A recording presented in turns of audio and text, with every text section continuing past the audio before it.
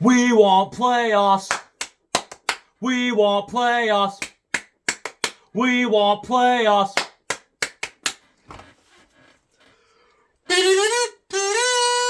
Charge win 3-2 in regulation against the Montreal Victoire to come one win in any fashion against any team away from clinching a playoff spot, 1 point away from tonight. Tonight, 1 point against Minnesota would clinch a playoff spot for the first time in Ottawa Charge history. Why, you must be asking, did I wait so long? Besides the fact that, yes, there's another hockey series that I'm doing on the Ottawa Senators right now, which is going at least 6 games and maybe 7. But that's a video for another day. There's another reason. And that reason is I wanted to see what was going to be going on around the league. And I liked what I saw. Minnesota loses in regulation in New York. Boston loses to Montreal. Yes, it went to overtime. Boston, honestly, I was like, as long as they lose in any fashion, if we can get a regulation win against Minnesota, we will go in with a chance to take over. Now, I wanted to see what happened against Toronto and New York. Not necessarily for the Toronto outcome, actually, because even if Toronto had won that game in regulation, it wouldn't have meant much for us. Because if we win in regulation tonight against Minnesota, then it would just mean that, okay, Ottawa, Toronto, if you win in regulation, you get second place. Straight up. If we win out in regulation, we are masters of our own destiny to get a home playoff matchup. We are in complete control. We are in the driver's seat. Now, if we don't win in regulation tonight, it makes that way harder. But what I wanted to see is what happens to New York. Because by winning against Minnesota in regulation, after getting eliminated from the playoffs, by getting a point against Toronto, they're going to get first overall. They know. Minnesota is really fighting for their lives now. Like, they've got nothing left to lose. If they don't get the full 3 points tonight, their season is done, and they don't even, like, the gold plan doesn't even help them.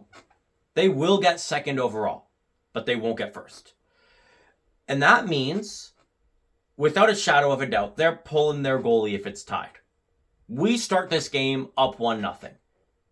We start this game with a 1-goal lead, because a 0-0 game is a win for the Ottawa Charge. If this game ends knotted up at 0, we make the playoffs. Who cares? Who cares if they end up losing on the first shot in the first second of overtime? All you need is 1 point against Minnesota. Their season is done and our season is extended. And, okay, I physically wrote this one down. Because I had to be sure, and it was hard for me to believe. Throughout the first 15 games of the season, the first half of our season, we had 5 wins in regulation, 0 overtime wins, 2 overtime losses, 8 regulation losses. We had 17 points in 15 games. That is barely NHL 500. And this is the PWHL, where games are worth 3 points. Full stop. We had a .378%. A .378 points percent in the first half of the season. I said our second half was better, right? Now, there were a few losses where I was sick to my stomach. 5-0 against Minnesota. 6-3 against New York. Gross. And we also had a 5-2 loss against Boston. That wasn't that good. Those were our only regulation losses in the second half of the season so far. In the past 13 games, we have 7 regulation wins, 1 overtime win, meaning that no matter what happens for the rest of the season, our second half, we won more than we lost. Like, guaranteed. Our first half, not even close. Our second half, we did good. We had 2 overtime losses and 3 regulation losses. Only 3 times in the past 13 games have the Ottawa Charge played a hockey game and not gotten a point. And right now, a point against Minnesota clinches the playoffs. Right now, only 5 out of the past 13 times have we lost a game where any win clinches us a playoff spot. We have had 25 points in the last 13 games for a 641 points percentage. This team, something happened. Something changed. Something changed and has made this team better. We had that IHF break, and I was a little worried, I'm not gonna lie, that like, maybe that momentum that we had is gonna go away. Well, what a win. What a win against Montreal, against a good Montreal team. This was a character win, and okay, first I'm going to briefly talk about the break, because the IHF tournament was really good, and I haven't had time to talk about it, and if I don't get the time, this will be my opportunity to say it was A, a great tournament, B, another classic in the gold medal game. You can watch my last one. Last time I talked about the IHF tournament, I said that I think it's stupid to decide a gold medal game in 3-on-3 overtime, and I still believe that. I believed it when Canada won gold. I believe it when Canada doesn't win gold. It's not Canada lost, so I'm mad. Like, I'm super happy that Danielle Sardakny got that amazing super clutch goal. Please be this clutch in the playoffs, because she got another clutch goal in this gold medal game, and that is a great sign. Like, as an Ottawa fan, I was like, okay. I thought the Ottawa players did great this tournament, except for one. We're gonna get to that. But yeah, 3-on-3 overtimes, not the best way to decide a gold medal game. Nonetheless, it is super exciting, and it went for a long time. And in that game, one Ottawa player made a really, really, really big mistake. Jocelyn Larocque with a really, really bad pass. Canada's changing. She passes it in the middle of a change in her own end, and that is the turnover. And that ultimately leads to the overtime gold medal winning goal. That stinks.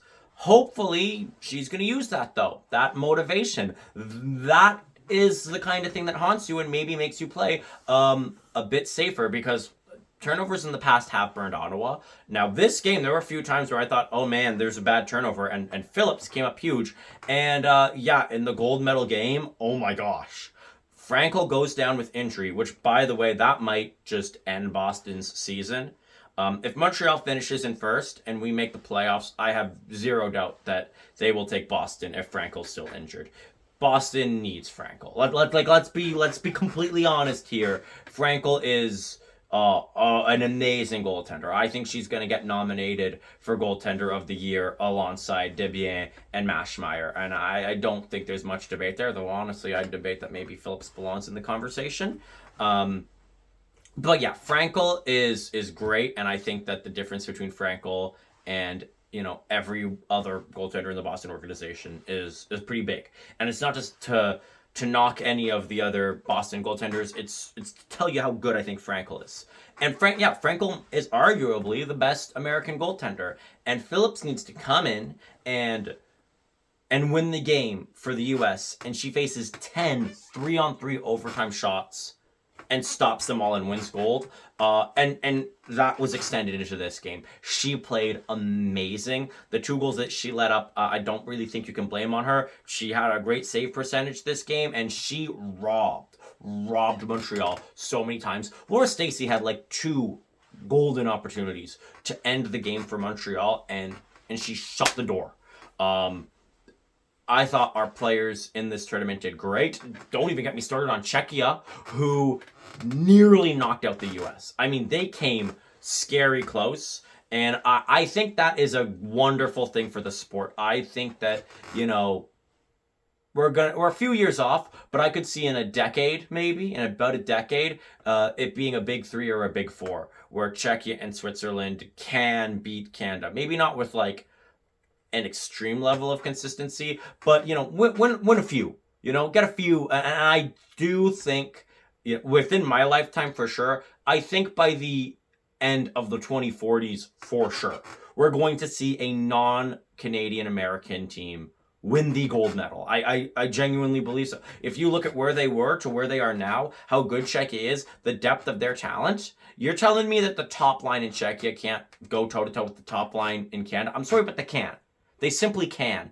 And once they start getting better depth, because, even a fourth line in Canada is very good and would probably be a first or second line in the PWHL.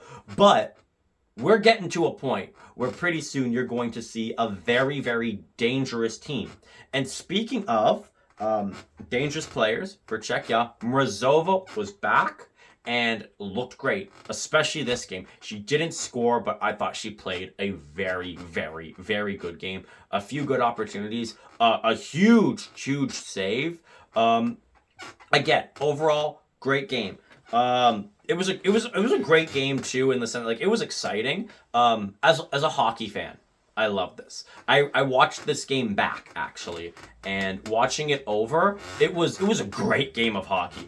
I am jealous of the non-Charge fans, because you can watch that game just fully enjoy the ride and not have any stress at all about it, or not get as emotionally invested in obviously still I was happy for CJ after her game, but whatever happens between Toronto and New York, it happens between Toronto and New York. I just want a good game of hockey. This was a really good game of hockey. It was a great start. It was chances abound for both sides, and Phillips with some good saves early. I can't overstate how good she was to start. Her glove hand has been great. Robbery after robbery after robbery. And I thought this was things were heating up in this game. We got an early 4-on-4, and that 4-on-4 leads to the first goal of the game. Cheyenne Darkangelo sends it to the net, deflected off of Ashton Bell. She scores 1-0. Ottawa takes the lead. Darkangelo, I've said it before, I'll say it again, I will continue to say it. I'm sorry I ever doubted you. When the Adja trade happened, I was like, what are they doing? And I think, hindsight being 2020, I think we've won the trade so far. And I love Lexi Adja, don't get me wrong. Great player. But Darkangelo has now, I can say, made a very serious impact on the team, on the score sheet consistently. And I don't think that this team is in a position to make the playoffs without her. She's made a huge impact on this team, and I'm very happy that she's here. I talked about when, especially I think in the first half of the season, or no, it wasn't. It was the 5-2 loss actually. So it was one of our 3 second half losses where Lexi Adja scored an empty netter and was laughing, literally laughing at us after that. Well, who's laughing now? Darkangelo went into Boston and scored a hattie, and right now we are 2 points behind them with a game in hand. We have a very good chance to finish third in the league. And I think if we finish third and Boston's goaltender is injured, I think that makes it an easy choice for whoever's in first. Who I do think it's going to be Montreal right now. And we might get our third Battle of Ontario. We might get Red Blacks Argos, Sens Leafs, and Charge Scepters. Battle of Ontario lovers have been eating good, and we might get the first one in the playoffs in the PWHL. Because right now, if I'm Montreal, that's who I'd pick. I'd pick Boston. I think Ottawa's been a very hot team, and I think, that is something that they would take into consideration. Especially when you consider that Montreal has not been. Montreal, I thought, played a good game, but they still blew it last minute.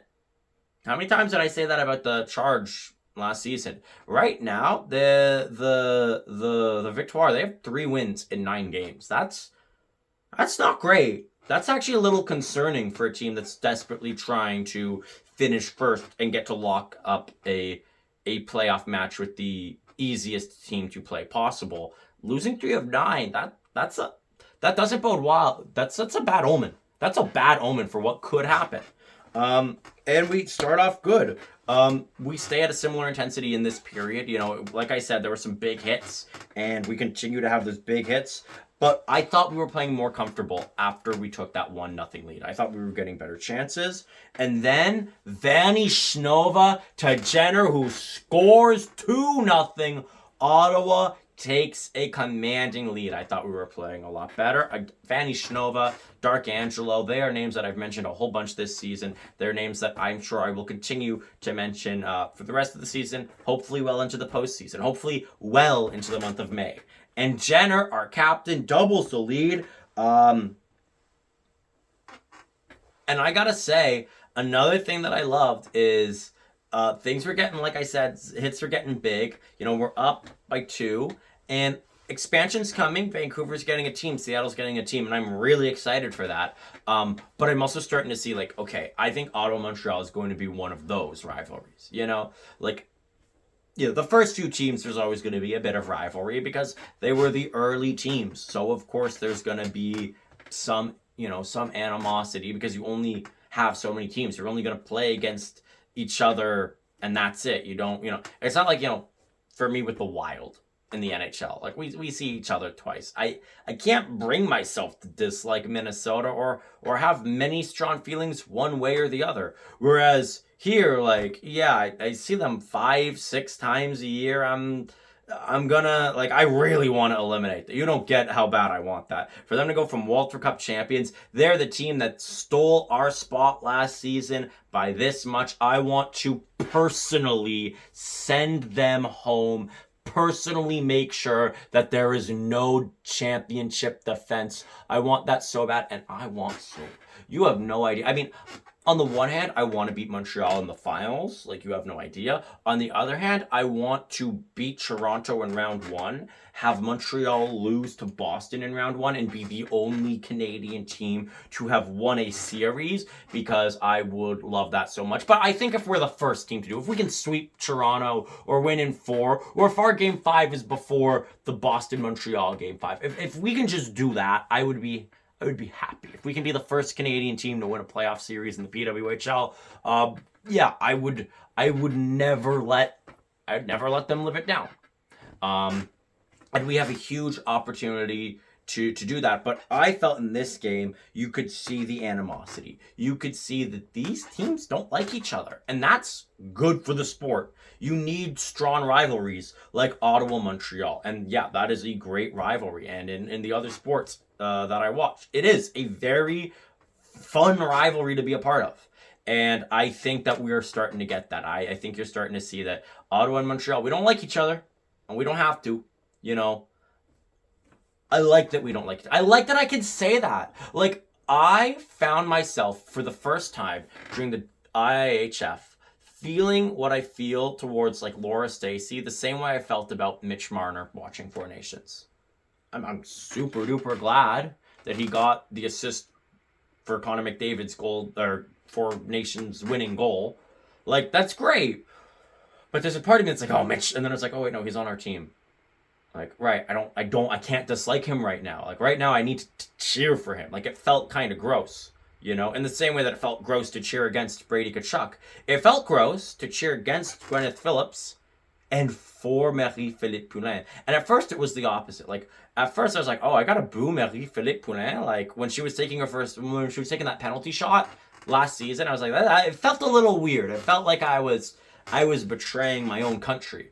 And now, after being a Charge fan for so long, I actually felt weird, like, being like, oh, okay, I really hope Poulin scores a goal. Because I'm so used to being like, oh, keep her off the score sheet, please. I hope we goose egg her. I hope Laura Stacey and Marie-Philippe Poulin don't score. And I was like, oh, wow, I really don't like the Victoire. Like, I really don't like them. And that's good. It's good that I don't like that. That's good for the sport. This is going to be a great rivalry. And speaking of great rivalry, they do get one back. We almost seen Rozova score in her first game back, and in the very end of the period, and then instead Montreal's the one that gets one back. It's 2-1. I thought the first period was still good. It would have been really good if we were up by 2, though. I would have been way more comfortable. It was tighter than I would have liked, but that's common. Last season it was like that. The start of the season it was like that. And now we found something different where it's closer than I'd like, but we find ways to win games. And this is a perfect example. The second period, it was a good period. Nobody scored because the goaltenders were great. Chuli and Phillips were great, and there was like so many opportunities. I'm gonna try to find all the ones. There was a 2-on-1, but a great defensive play that prevented a shot. Then we get a chance of our own, point blank. It is a save by Chuli. Another great point blank save by Chuli. Then there is a rebound, and it is the puck is on our crease, wide open net. Mrazova diving save. Dives and knocks the puck away before Montreal can get there. Laura Stacey gets sprung by Poulin and is stopped. Then it goes back the other way, and Chuli makes a huge save for Montreal. It was a barn burner.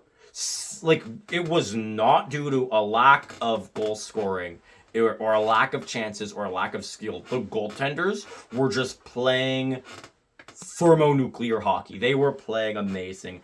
And then we take an interference penalty. First power play of the game. And then a face-off violation. And with some of the big hits that they let go, I was surprised that this is where they decided to get harsh with the calls. And Montreal moving the puck, getting chances. And what do you think happens? Phillips played amazing. 4 shots on the power play. She saves them all. We get a few clears and kill it off, and that is huge for momentum. And I do feel like that is kind of when the second period ended. Even though there was still lots of hockey left, I thought that like took a lot of the wind out of Montreal's sails. To not score on what was effectively a full 2-minute 5-on-3 is brutal. And then the third period, okay, up by 1 still. I'd like another one. And Montreal came out of the gates swinging. They had a super strong start. They eventually get another one, right? They snipe one. And Dubois had a lot of space, a lot of time. Can't let that happen. Phillips can only do so much. 2-2. And I was like, this period's all Montreal, and we need to wake up. Because this is a pivotal win for the playoffs. And we did. After that, we did wake up. We nearly got a deflection to get the lead back, and it is stopped. Clark with a dangerous backhand, and it is stopped. Laura Stacey, like I said, at the end of the game, right? Laura Stacey has a huge opportunity to give Montreal the lead, and a split save by Phillips keeps it out. Tied at 2. Both goaltenders had like 3 or 4 9-bell saves tied in the third period. Jenner gets hurt, cut, and it's only a 2-minute penalty. There was no face-off violation, thank God. Thank God there was no face-off violation. So it's just a 2-minute power play. Mrazova and Vanishnova both get great chances. And then the rest of the power play wasn't that great. But 2 great chances, and both of them were saved. And then, after the penalty ends, right after, like about 5 minutes left, 2-on-1, easy goal for Laura Stacey. No, because Phillips refuses to let Stacey score in this game and robs her. Then we get a 2-on-1 of our own, and Chuli makes a great save of her own. This game was, I cannot emphasize how edge of your seat entertaining it was. And how does the game get decided?